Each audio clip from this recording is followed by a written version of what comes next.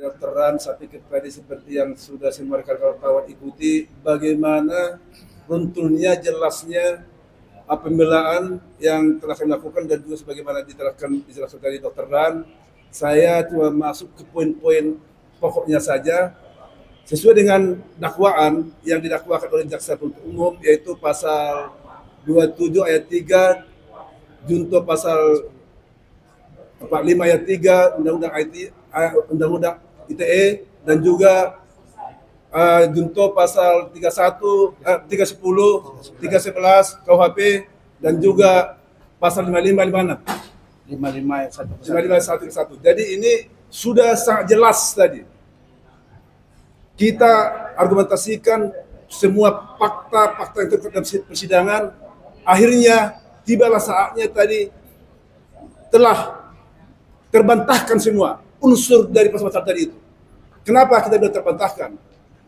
Jelas yang dikatakan adalah pencemaran nama baik Undang-Undang ITE telah terbantahkan secara jelas dan sangat vulgar tadi dijelaskan bahwa Dr. Ran sesuai dengan fakta yang terkait dalam persidangan di semua konferensi pers mengatakan dengan bahasa diduga dan diduga keras, dan itu dikuatkan juga oleh keterangan ahli bahwa yang dikatakan diduga itu adalah tidaklah sama dengan dugaan. Jadi dari semua sebenarnya bahasa tadi, karena ini adalah bahasa diduga, sebenarnya sudah terbantahkanlah semua itu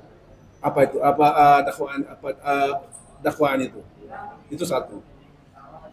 Kedua, dari sisi klaim kami ini adalah sebagai advokat, dari sisi undang-undang advokat, ini adalah sangat prematur ya ini, Dr. Ran. Kenapa?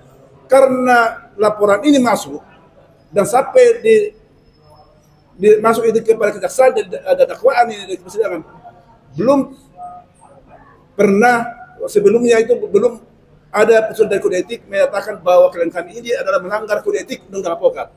Malah sesuai dengan organisasi induk di mana bernaung klien kami ini telah melakukan sidang kode etik dan memutuskan dan menyatakan bahwa Dr. Ran di dalam laporan sesuai dengan laporan Dr. Faris tidak terbukti secara sah bahwa tidak ada melanggar kode etik. Itu dua poin itu. Dan poin ketiga, perlu juga kita jelaskan bahwa Dr. Ran ini, dan sudah berulang kali saya tekankan, dalam melakukan konferensi pers, dan mungkin rekan-rekan semua dari sana, dan yang dilakukan berulang-ulang, itu adalah atas keinginan seutuhnya daripada iklim hakim, bukan keinginan klien kami. Klien kami ini cuma ada mengcopy paste dan menyampaikan, dan itu terbukti tadi di chatnya bahwa tim hakim di dalam chatnya, di dalam Instagram, dia yang menginginkan supaya bahasa ML dan lain-lain itu supaya diposting, gitu kan?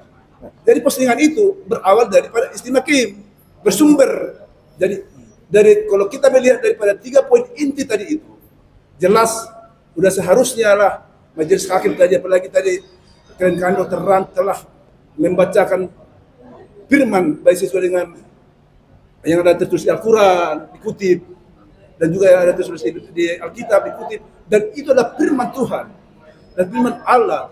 Saya pikir kalau mendengar ini tadi saya jujur tadi melihat majelis hakim seperti agak terharu, ya, mendengar firman ini. Mudah-mudahanlah mereka dengan mendengarkan firman itu bisa tersentuh hatinya, akhirnya bisa objektif dalam melakukan suatu pertimbangan putusan ini, nanti akhirnya memutuskan bahwa semua dakwaan yang didakwakan oleh jaksa penuntut umum tidak terbukti secara meyakinkan, maka terdakwa harus dibebaskan dari semua tuntutan hukum.